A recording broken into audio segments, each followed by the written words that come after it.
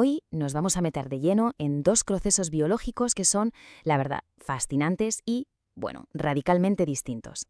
Vamos a ver cómo la vida crea las mismísimas células que a su vez crean más vida, el espermatozoide y el óvulo. A ver, es que si lo pensamos, es una de las preguntas clave de la biología, ¿no? ¿Cómo es posible? ¿Qué mecanismo se esconde detrás de que nuestra especie continúe?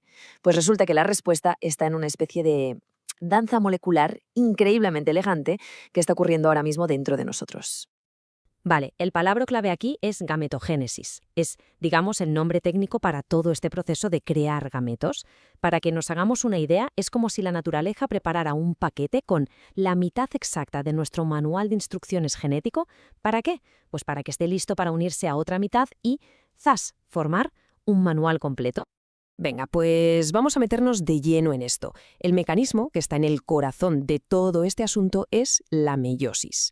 ¿Y qué es la meiosis? Pues un tipo de división celular que es como una coreografía perfecta para barajar y repartir nuestros genes.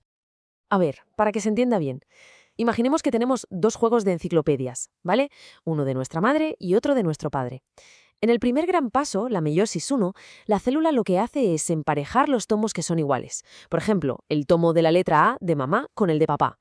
Pero ojo, antes de separarlos, intercambian algunas páginas entre ellos. Esto es lo que se llama entrecruzamiento, y es lo que crea una mezcla genética totalmente única. Luego, en la meiosis 2, ya es más sencillo, simplemente se separan las copias que se habían hecho de cada tomo. ¿El resultado final? Pues que en lugar de una célula con dos juegos completos de enciclopedias, acabamos con 4 células, y cada una tiene un solo juego de tomos, y cada uno de esos juegos es único. Y claro, la pregunta es, ¿para qué tanto lío? Pues es absolutamente crucial. La meiosis es la que asegura que cuando el espermatozoide y el óvulo se fusionen, el nuevo ser tenga el número correcto de cromosomas. Si no existiera este paso de reducir a la mitad la información, el número de cromosomas se duplicaría con cada generación, y eso crearía organismos que simplemente no serían viables. Podríamos decir que es el control de calidad más fundamental que tiene la vida. Y es justo aquí donde la historia se parte en dos caminos muy diferentes. Vamos a empezar con la creación del óvulo, un proceso que es todo paciencia y precisión, y que se llama ovogénesis. Y aquí es donde la cosa se pone, realmente increíble. La producción de óvulos, atentos, empieza antes de nacer. Un feto femenino ya tiene creados todos los óvulos que va a tener en su vida. Estos óvulos empiezan la meiosis, pero se paran. Se quedan en la primera fase, en una especie de animación suspendida durante años, a veces décadas. Es alucinante. Y solo a partir de la pubertad, cada mes un óvulo reanuda su viaje, pero se vuelve a parar, esperando ser fecundado para por fin dar el último paso. Y por si fuera poco, el reparto no es nada equitativo. Aquí no hay reparto justo. De la célula original, solo una única célula, se va a convertir en un óvulo que funcione. ¿Y por qué? Pues porque se lo queda todo. Acapara casi todo el citoplasma, todos los nutrientes, toda la maquinaria celular. Las otras células, que se llaman cuerpos polares, son básicamente paquetes de ADN que se desechan. Todo para asegurar que ese único óvulo tenga todos los recursos que necesita para un posible embrión. Claramente es una estrategia de calidad por encima de cantidad. Bueno, y ahora vamos a ver la otra mitad de la ecuación. Si la ovogénesis era una historia de espera, de selección, la espermatogénesis es todo lo contrario. Es una historia de producción en masa continua sin descanso. El contraste es que es brutal. En lugar de empezar en la etapa fetal y luego pararse, la producción de esperma arranca en la pubertad y ya no para. Es como una auténtica fábrica biológica que trabaja sin parar, generando millones y millones de gametos nuevos cada día. Y aquí, a diferencia de lo que veíamos con el óvulo, no hay favoritismos. El proceso es súper eficiente. Y este número lo dice todo. De cada célula que empieza el proceso, salen 4 espermatozoides funcionales. 4. Listos para la acción. Una división de recursos totalmente equitativa, pura estrategia de cantidad. Así que, para resumir este contraste tan bestia, por un lado tenemos la ovogénesis. Empieza en el feto, se para durante décadas, es súper selectiva y de cada célula sale un solo óvulo, de una reserva que es limitada. Y por otro lado, la espermatogénesis. Continúa desde la pubertad, masiva, eficiente, con 4 espermatozoides por célula. Son, como vemos, dos estrategias totalmente opuestas para conseguir el mismo objetivo. Pero claro, estas diferencias tan grandes no son solo una curiosidad biológica, tienen consecuencias muy reales, sobre todo cuando metemos en la ecuación el factor de la edad. A ver, esa estrategia de la larga espera de los óvulos pues tiene un riesgo.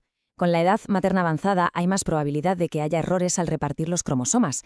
Esto tiene un nombre técnico, aneuploidía. El caso que a todo el mundo le suena es la trisomía 21, que causa el síndrome de Down. Pero ojo, la producción continua de esperma también tiene su propio riesgo asociado a la edad paterna. En este caso es la acumulación de pequeñas mutaciones, las llamadas de novo.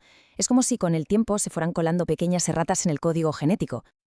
Vale, pero ¿por qué pasa esto? ¿Cuál es la causa biológica? Pues en los óvulos parece que el pegamento molecular que mantiene unidos los cromosomas durante esa pausa tan larga, se va desgastando con los años, literalmente. Y claro, eso hace que sea más fácil que se separen mal. En los espermatozoides, el problema es más bien de estadística. Piensa en millones de copias de ADN, día tras día, año tras año. Simplemente hay muchísimas más oportunidades de que se produzca un error de copia. Es como una errata en un libro que fotocopias millones de veces. Al final, alguna copia saldrá mal. Y claro, todas estas complejidades y estos riesgos nos llevan directamente a la frontera de la ciencia, a una pregunta que parece de ciencia ficción. ¿Y si pudiéramos crear gametos en un laboratorio, fuera del cuerpo? Pues esto ya tiene nombre. Se llama gametogénesis in vitro, o GIV. Es una técnica que es revolucionaria. La idea es coger una célula cualquiera del cuerpo, por ejemplo de la piel, y reprogramarla para que se convierta en un espermatozoide o en un óvulo. Ojo, que por ahora esto se ha conseguido en ratones, todavía no en humanos.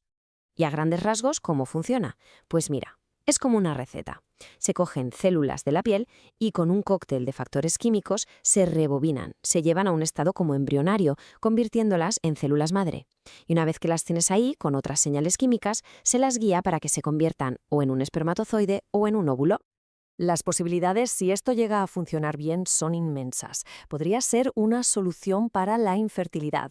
Podría evitar procedimientos médicos que son muy invasivos o tratamientos hormonales.